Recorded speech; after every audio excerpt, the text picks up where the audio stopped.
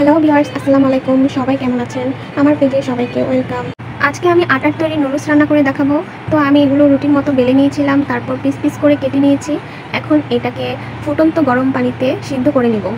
আটার ডোটা একটু শক্ত করে মেখে নিতে হবে, তারপর একটা পাতলা করে রুটি বেলে নিতে হবে। অত পাতলাও হবে না, আবার মোটাও হবে না। তারপর এটা ভাঁজ করে পিস পিস করে কেটে নিতে হবে। আর হ্যাঁ, অবশ্যই কর্নফ্লাওয়ারটা ইউজ করতে হবে, নয়তো একটার সাথে আরেকটা লেগে যেতে পারে। আর নুডলসগুলো ফুল সিদ্ধ করা যাবে না, 70% সিদ্ধ করে নিতে হবে, তাহলে নুডলসগুলো ঝরঝরা দেখতে হবে। তো নুডলসগুলো প্রায় সিদ্ধ হয়ে গেছে, আমি এখন একটি ছাঁকনির সাহায্যে নামিয়ে নেব। তারপর সাথে সাথে ঠান্ডা পানি দিয়ে ভালোভাবে ধুয়ে নিতে হবে।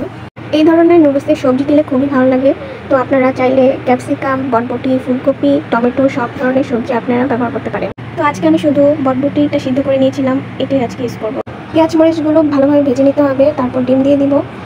আপনারা চাইলে চিকেনও ইউজ করতে পারেন, চিকেন দিলে আরও মজাদার হয়ে যাবে নুডলসটা।